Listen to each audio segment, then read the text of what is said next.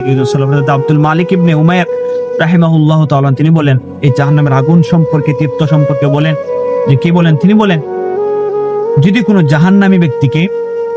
দুনিয়ার আগুনের মধ্যে নিক্ষেপ করা হয় তাহলে দুনিয়ার আগুনের মধ্যে এসে ওই ব্যক্তি ঘুমিয়ে পড়বে। তাহলে আপনি চিন্তা করেন, আমরা দুনিয়ার মধ্যে আমাদের আঙ্গুলটা, হাতটা, শরীরটা আগুনের মধ্যে একটা মিনিটও রাখতে পারি না, কিন্তু ওই জাহান্নামী ব্যক্তিকে যখন জাহান্নাম থেকে নিক্ষেপ করে দুনিয়ার আগুনের মধ্যে তাকে ফেলানো হবে তখন ওই ব্যক্তি ঘুমিয়ে পড়বে। তাহলে বুঝেন, মানে এর থেকে কি বোঝা যায় যে জাহান্নামের আগুনটা কতটুকু তৃপ্ত হবে, কতটুকু উত্তপ্ত হবে, কতটুকু পাওয়ারফুল হবে। দেখেন আরেকজন সালাফের কথা, হযরতে ইমাম আহমদ ইবনে হাম্বল রাহিমাহুল্লাহ তাআলা সেই সম্পর্কে একটা কথা বলেছেন। তিনি বলেন, আমি অন্য একজনের কাছ থেকে শুনেছি, হয়তো তিনি ওস্তাদের কাছ থেকে শুনেছেন বা অন্য কারো কাছ থেকে শুনেছেন, যে কথাটা